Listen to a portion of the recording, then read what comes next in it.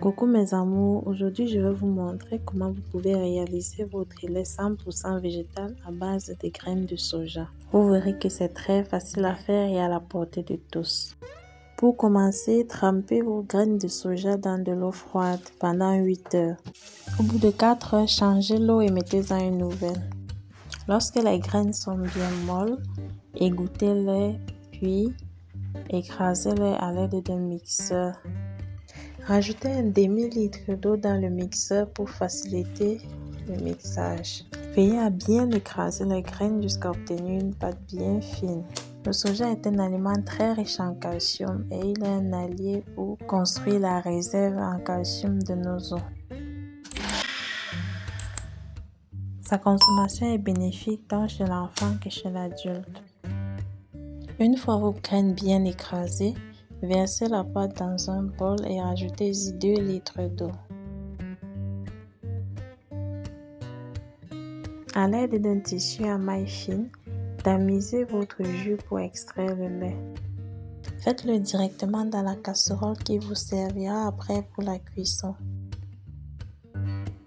Vous trouverez les proportions de soja que j'ai utilisées juste à la fin de cette vidéo. Tordez bien le tissu pour en extraire la totalité du lait. Une fois l'extraction terminée, il reste à l'intérieur du tissu une pâte. Ne la jetez surtout pas.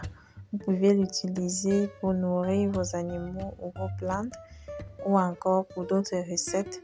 Je vous propose d'ailleurs à l'instant dans le fil d'actualité en haut de votre écran à droite une de mes recettes où je l'ai utilisée. La cuisson de votre lait de soja va durer 25 à 30 minutes. Au début de la cuisson, vous pouvez recouvrir la marmite avec un couvercle. Puis, lorsque le lait commence à bouillir, ouvrez la marmite et la laissez ouverte jusqu'à la fin de la cuisson. Notre lait est prêt. Éteignez votre plaque, recouvrez-le et laissez refroidir complètement avant d'embouteiller. Filtrez-le une dernière fois pour vérifier qu'il n'y a pas de débris restants. Vous pouvez le consommer chaud ou froid, au petit déjeuner comme au dîner, avec du sucre de canne, de coco ou encore du miel. En ce qui concerne la conservation, vous pouvez garder votre lait 1 à 2 semaines au réfrigérateur.